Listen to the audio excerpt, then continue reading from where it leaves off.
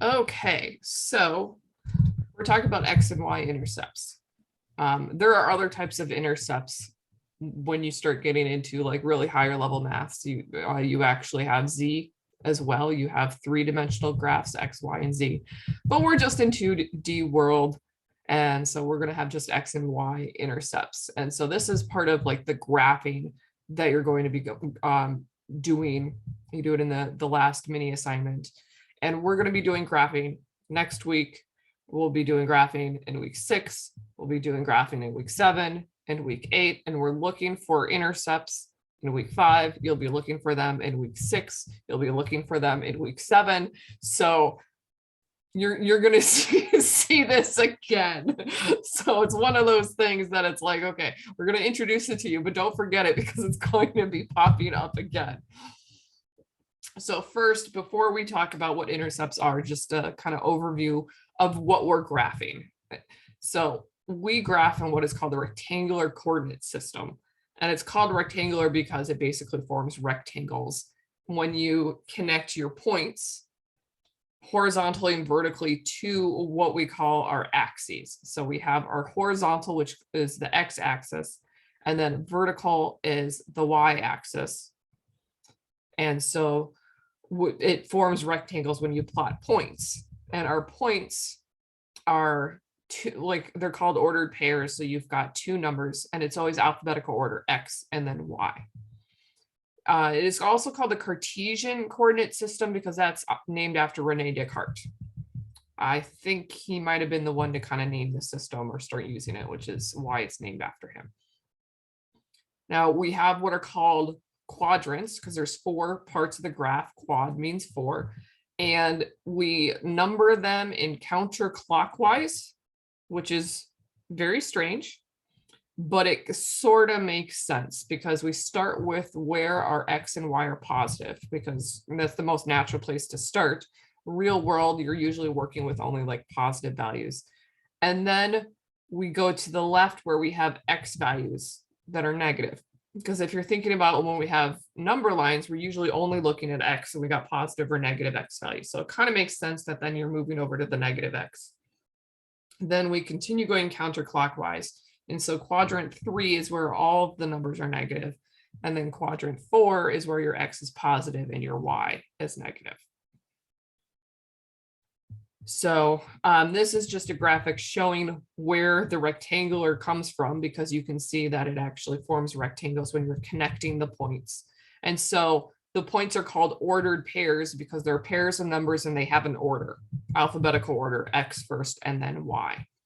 And you just name your ordered pair based off of, you line it up with your X and your Y and you just look at what number am I matching with horizontally and vertically, and that's how you get your numbers. So intercepts.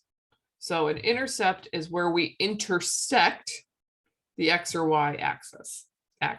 I wish it was called like intersect because it intersects the X and Y axes. You can have an X or a Y, but it's intercept.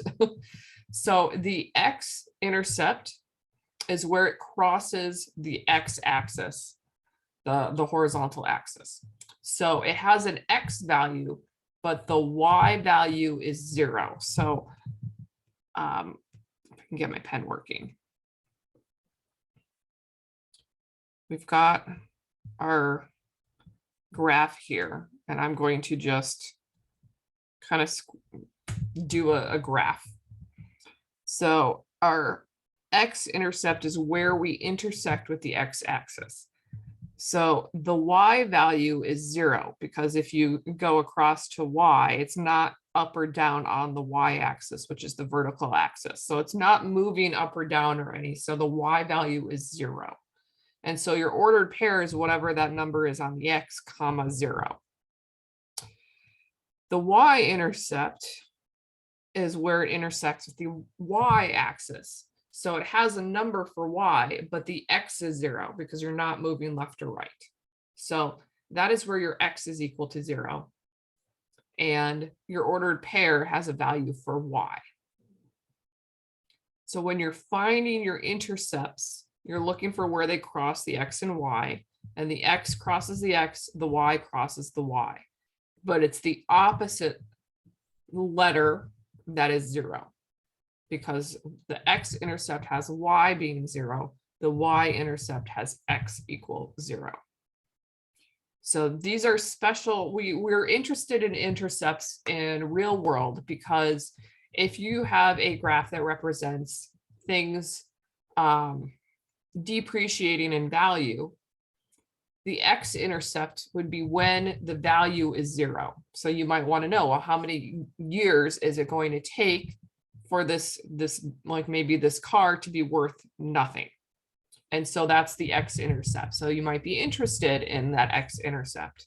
You may be interested in the Y value too, because that's usually sort of a starting point. Because if you're looking at something over time, when you're starting out, your time is 0, and that would be your input or your horizontal. So the Y-intercept is like your starting point. So we're really interested in intercepts in real life because they usually represent where we're starting from or kind of where we're ending when something becomes 0. So this is something that if you're like even going into business, this kind of stuff is actually sort of helpful to know. So this is, more of a applicable thing than maybe solving absolute values that we're doing, where you might be like, where do I need to know this? Like this is actually, you can find uses for intercepts.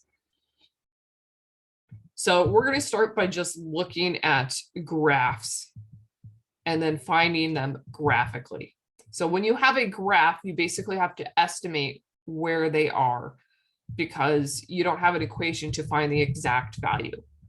So you're just looking at where you're crossing your X and Y and then kind of figuring out where that is.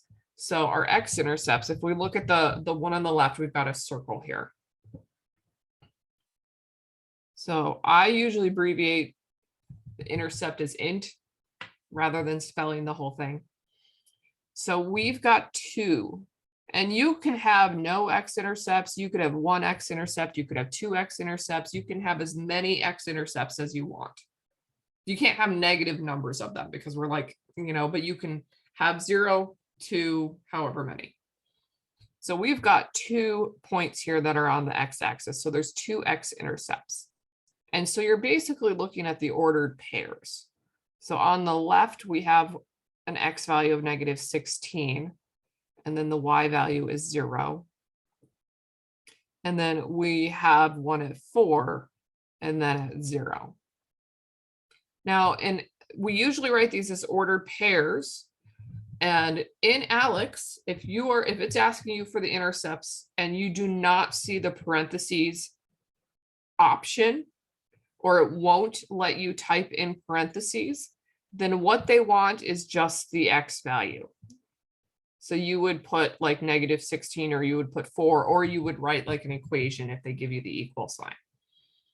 So either one of these is correct. You can write it as an ordered pair, or you can write it as the numbers. You have to kind of pay attention to, sometimes they'll tell you write as an ordered pair, and sometimes they don't. And then you have to just kind of look at, when you click in the box, what are the options you get?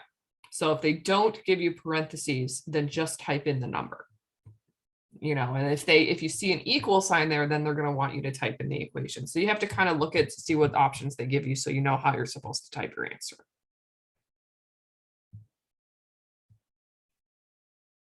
Now the Y-intercept, we have 2 of them here. And so we have one at -8 and then another one at 8.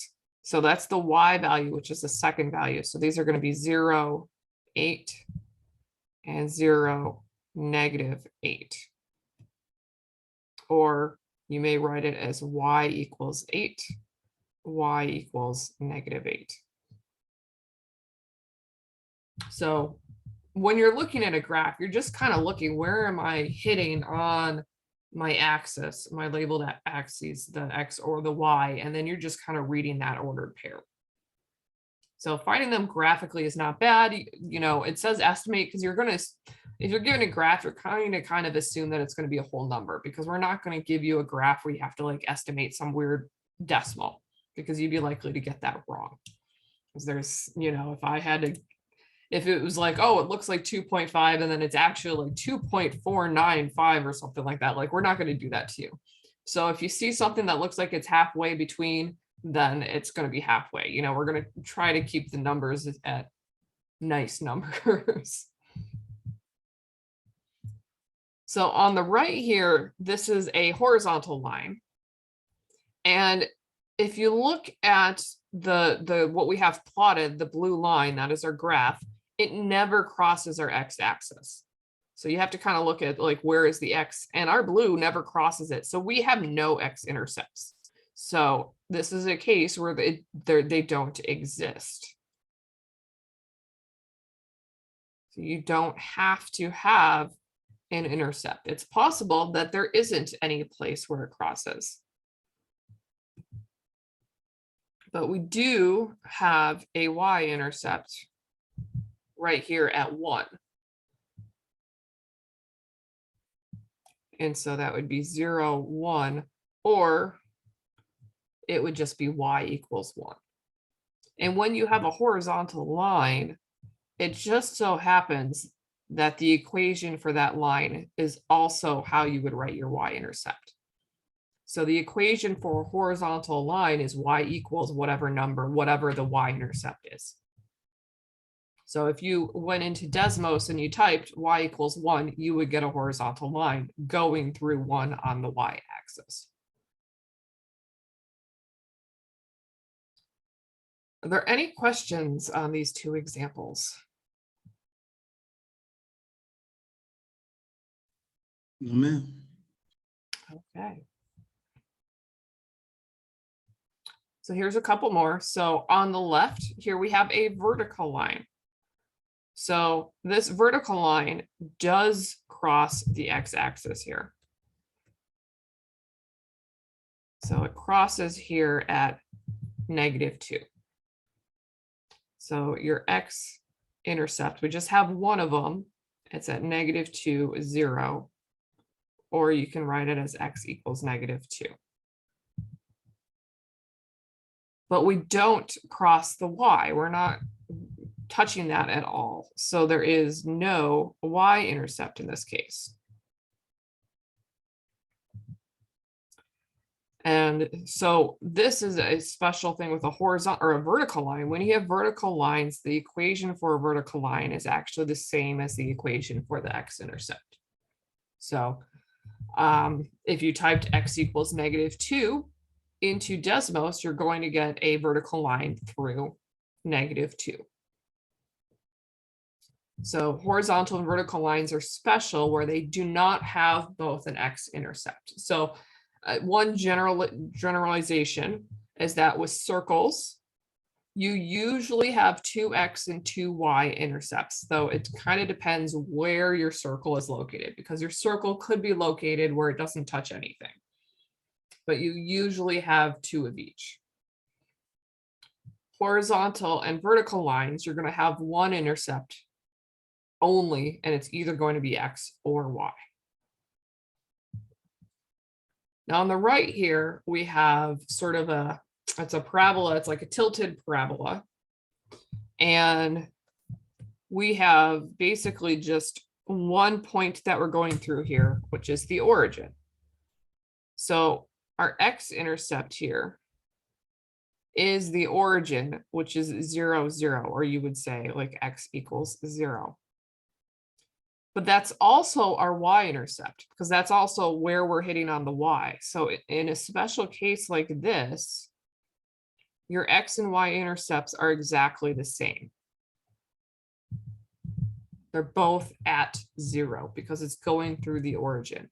And it's okay if it doesn't like cross all the way. As long as it touches it, it's considered an intercept. So we say it intersects, and it kind of intersects, but it just kind of bounces back off. So as long as it hits it, even if it doesn't go all the way through, it's still considered an intercept.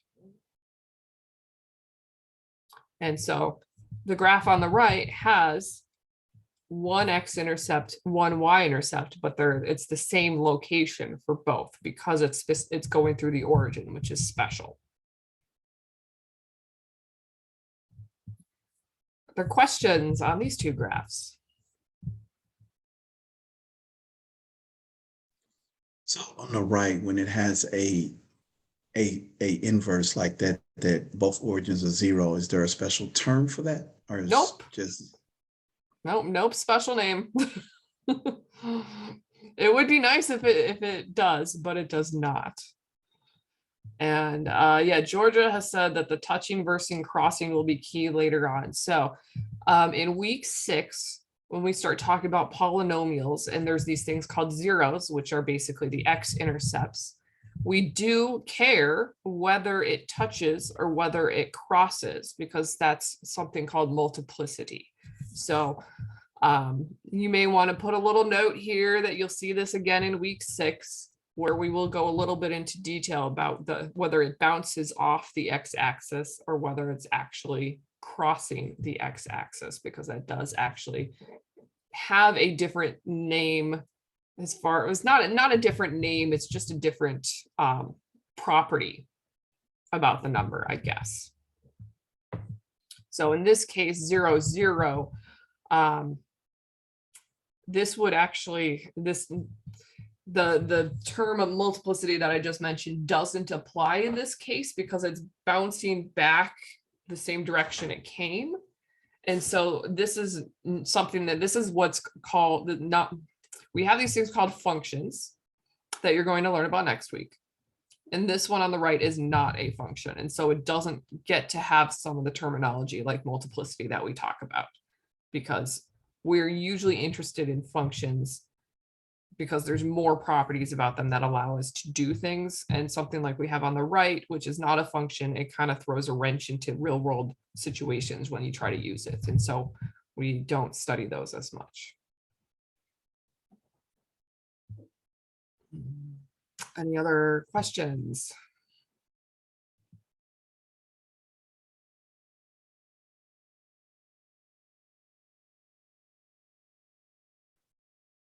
Okay, so here's the kind of stuff that you would actually be, doing on well, on a quiz. You might see a graph and you're asked to find the x and y intercepts graphically, but you'll also be asked to find it algebraically, where you're not given a graph.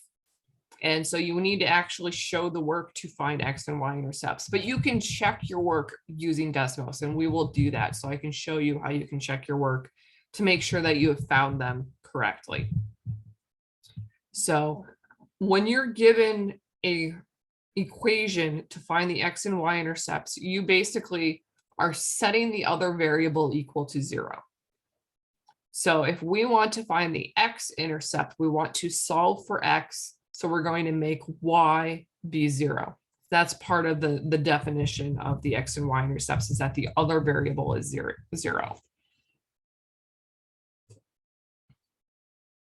So for your x-intercept, you're going to set y is equal to 0. And then for your y-intercept, you're going to make x equal to 0. So that variable kind of basically disappears. So for our x-intercept, we end up solving 3x equals 60, because when y is 0, that minus 5y just disappears. And for your y-intercept, your x part is disappearing. And so you're solving negative 5y equals 60. So it's like you're taking an equation that has two variables and you're ignoring the other variable and then solving. So when we're solving the minus 3x equals 60 for the x-intercept, we just divide both sides by -3.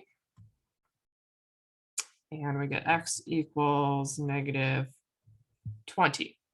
So the x-intercept there is -20. Or if you wrote this as an ordered pair, it would be -20, 0.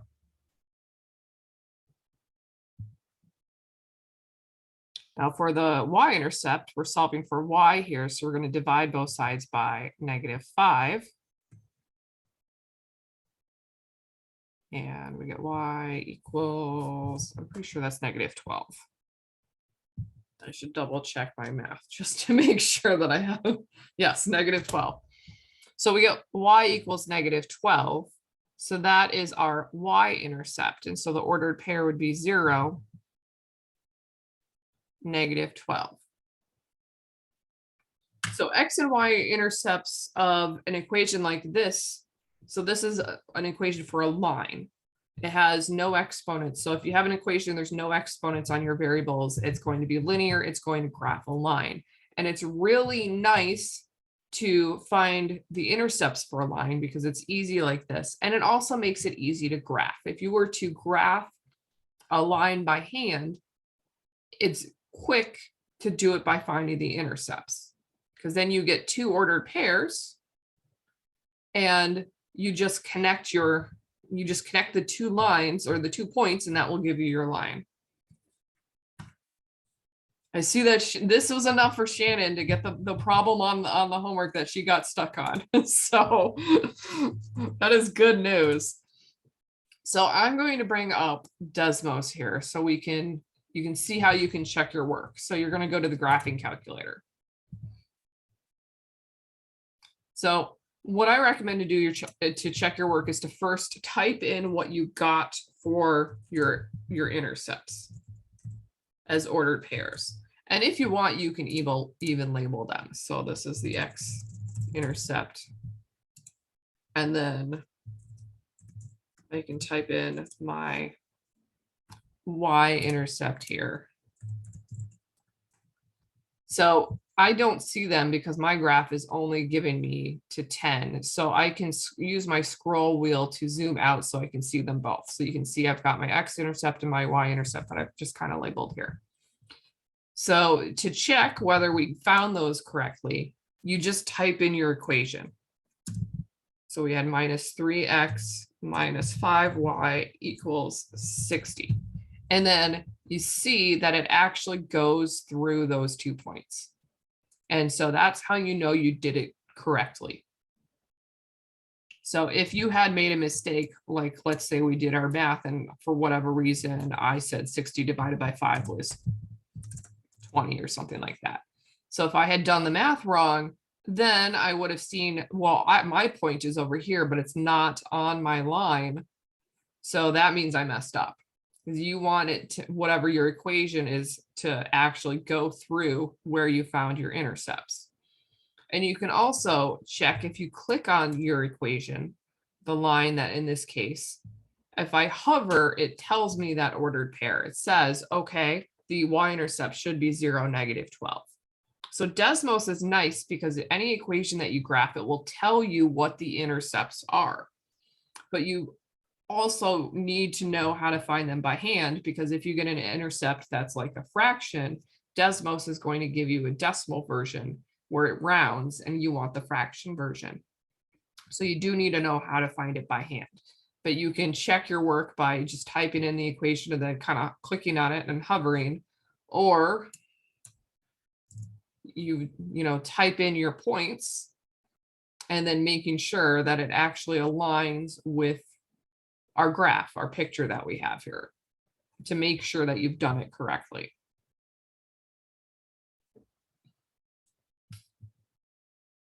Are there any questions?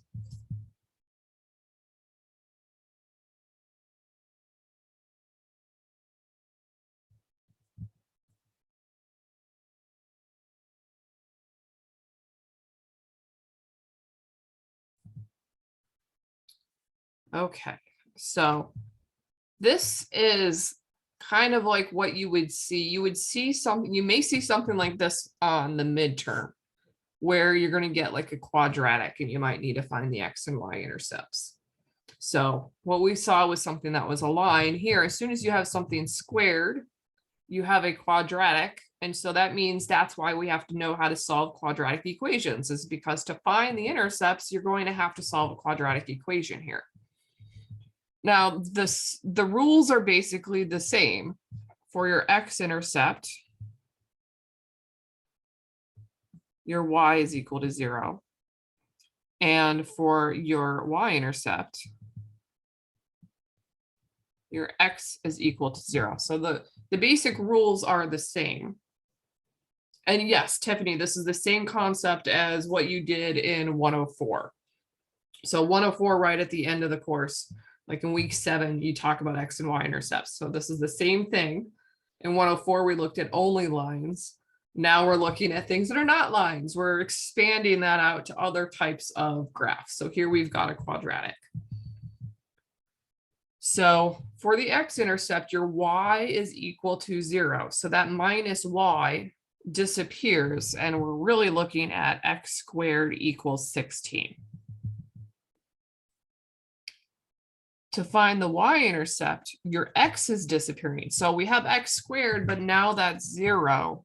So you have 0 equals negative y plus 16. So sometimes you have to actually write the 0 in if it ends up that there's nothing left on that side.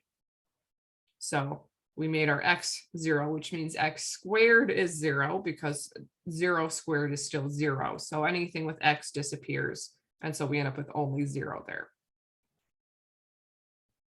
So it doesn't matter which order you solve these. We could solve the y-intercept first because that's actually the fastest here. So I want to solve for y.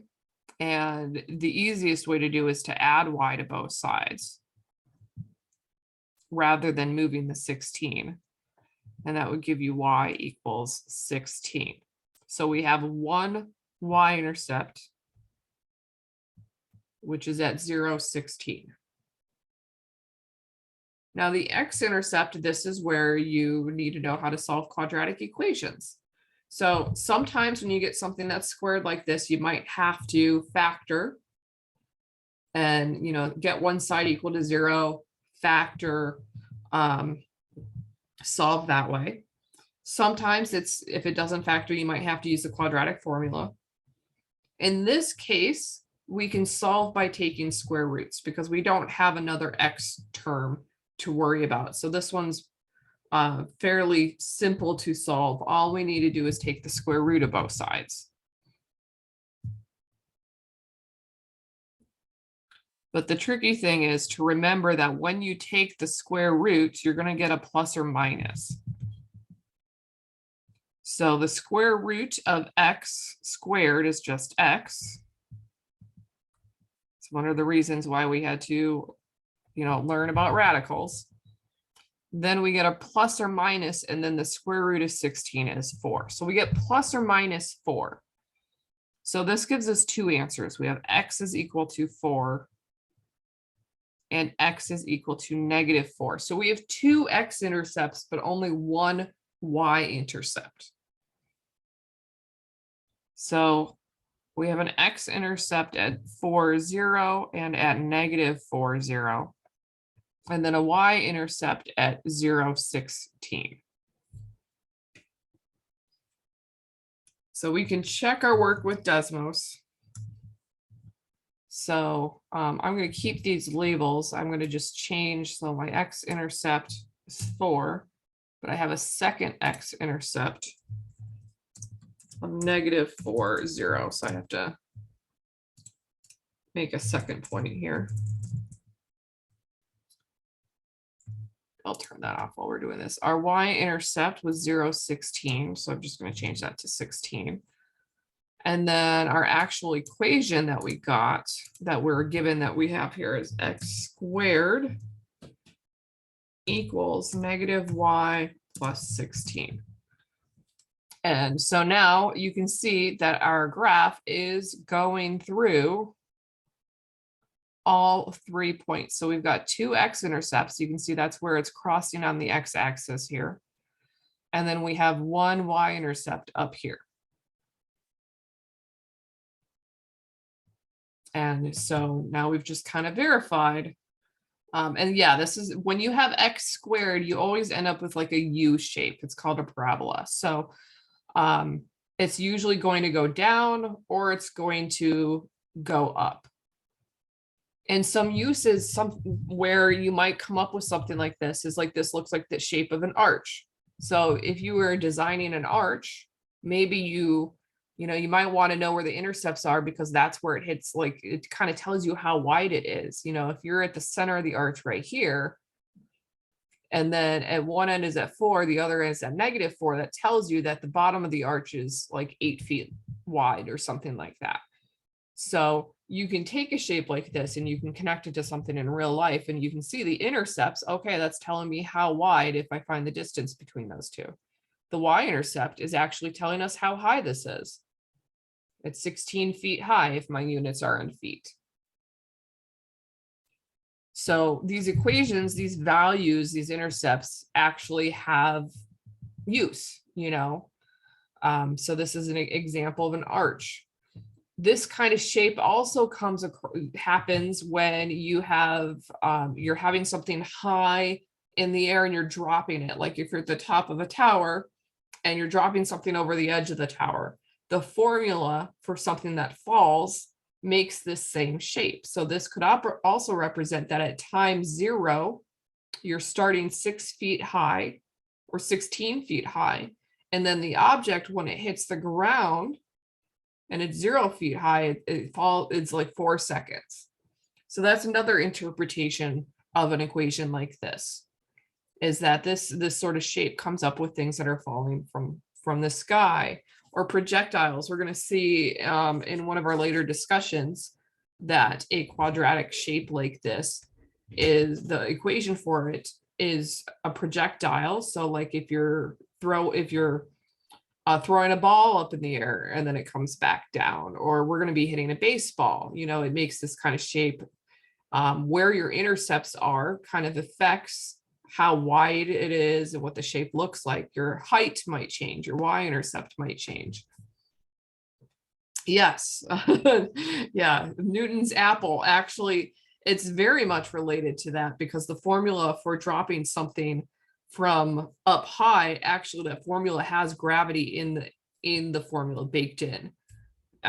So you can, you know, once you know what gravity is and how the acceleration due to gravity, you can find how fast it will take anything to fall to the ground, assuming there's no air resistance. You know, in the real world, it's not going to be this perfect. There's going to be air resistance, but there are some applications where this is, it's very close. I have, when we talk about that discussion where it's going to be baseball, but I actually have an example of the formula of fireworks. And I'm actually, do the formula, do the math for the formula, and then it matches up with the actual reality of a firework, like when it explodes in the air and stuff like that, because it follows the same sort of shape, the same formula. So here's how you would find, you know, your x and y intercepts for an equation that looks like this. And you get 2 x-intercepts, 1 y-intercept. And these numbers are, you know, they're important. They actually mean something depending on the context of the problem. Are there any questions?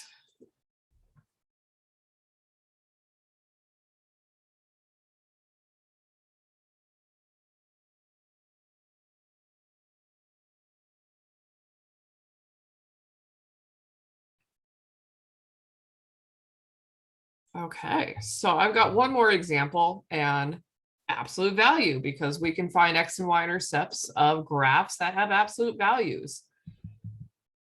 And so this is why we had to learn how to solve absolute value equations, because you needed to find intercepts.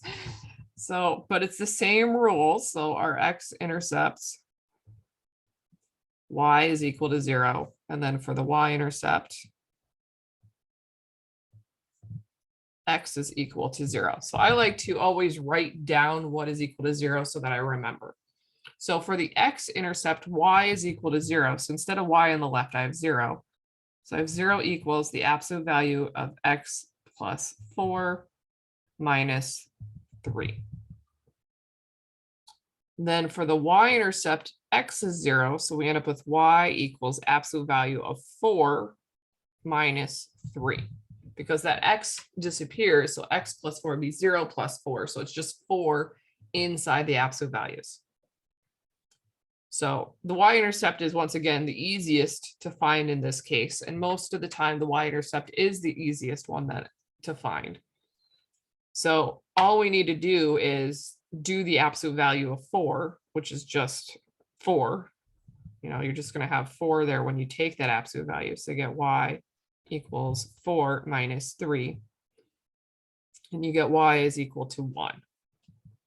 So we have one y-intercept, which is usually the case, and it is at 0, 1. Now, x-intercept, we're solving this absolute value equation. So that's why we had to go through the first half of the class, is because you need to know how to solve these different types of things. So that way, when you see them graphed, you can do things with them. So to solve the absolute value, I need to get the absolute value by itself. So I need to add 3 to both sides. And so this is also a good review for the midterm because there is an absolute value problem on the midterm. So bonus, we get 3 equals the absolute value of x plus 4. And now with the absolute values, you always get 2 equations that you're solving. So we're going to have 3 equals x plus 4, where you just ignore the absolute value. The other equation, you make it negative. So it'd be negative 3 equals x plus 4.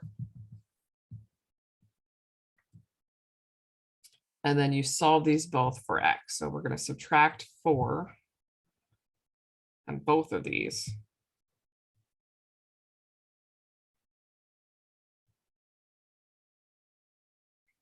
And so 3 minus 4 is negative 1. Negative 3 minus 4 is negative 7. So we have negative 1, 0, and negative 7, 0 as our 2 x-intercepts. Yeah, so the reason for we have 2 equations. We have 2 equations because what's inside the absolute values could be a positive 3. Because if you take the absolute value of positive 3, you're going to get positive 3. But what's inside could also be negative 3, because the absolute value of negative 3 is also positive 3. So because the absolute value ignores negatives, you may have there's 2 possible answers that will work. One of them being positive, the other one being negative. And so you take what's inside those absolute values, and then you set it equal to the positive, and then you set it equal to the negative, because it could be equal to neither one of these, and still after the absolute value be equal to 3. And it's the same thing with the inequalities, but when you have the inequalities, you have to then flip the sign when you have the negative part, because when you have those negatives, you flip.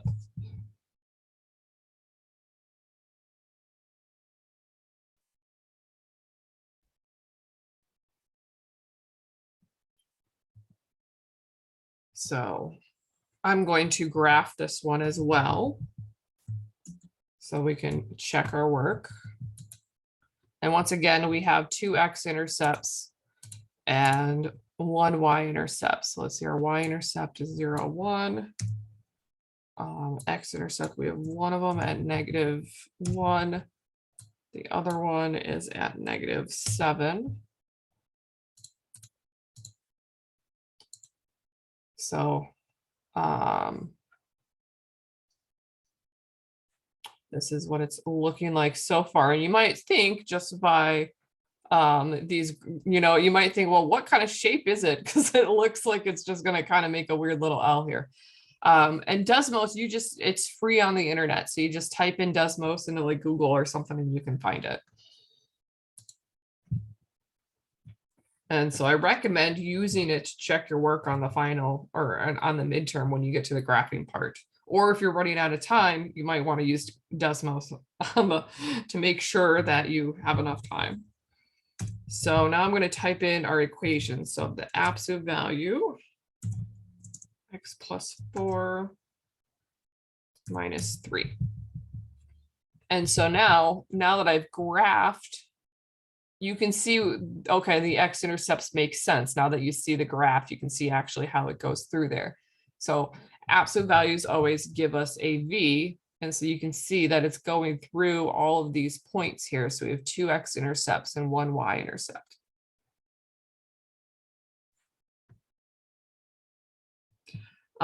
So yeah, if you have the equation, you can click on here, and because I've got these labels, it will, if you graph the equation, it will tell you your X and Y intercepts here. This is something special. This is called the vertex, but if you click on it and hover, you can see them, and that can also check your work. But I like to visually see it, have my points there and labeled just so that I can, understand what I'm looking at, that these are the X intercepts, that's the Y intercept. So it just kind of gives it some meaning. Now, the type of situations for a shape like this, absolute values are not, they don't show up too often in a graphing situation. So you may see absolute value equations with sometimes with statistics. There are some times where it shows up in like calculus, but we don't normally see them in a situation where it's graphed and it has like a real world, kind of like the parabola had like a shape that kind of made sense with the real world. Absolute values generally don't, but they do have these properties that we can study. And so just for variety, we do a study, X and Y intercepts of absolute values, just so you can see what they are for different types of equations, even if it doesn't necessarily have like a real world situation.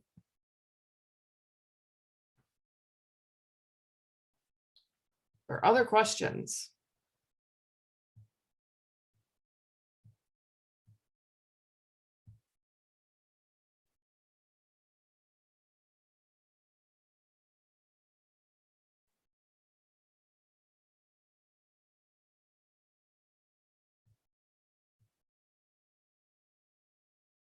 Okay, so that is X and Y intercepts. The rule is the same no matter what the equation looks like. And what you do after that you have to say, well, what type of equation do I have? Like, if you're wondering, well, how do I know what to solve once I set the thing equal to 0? You have to say, do I have an absolute value? Okay, then I need to do the absolute value rules. Do I have something with a squared? Now I need to follow those rules for solving those. So the key, after you set your variables equal to 0, you have to go back to all of the different types of solving that we've done, and then determine what type of equation this is, so you know which steps to follow. So that's the hardest part for a lot of people, is they don't have that connection between, okay, my equation looks like this, it's this type, so this is the steps that I do. So I always recommend that, if you're a flashcard person, make flashcards or like note cards for each, like solving a linear, and like on one side, how to identify that it's linear, on the other side, the steps for solving, and then do another one for quadratics. How do I know that it's quadratic? Here's how I solve. How do I know it's an absolute value? Here's how I solve. So that's what I would recommend, so that you can, like, if you see an equation, once you enter in your zeros, then you kind of know what to do from there. So it's all going back to what we did in the beginning, the first few weeks, and we're learning all these different types of equations, and so we can start applying that in other situations.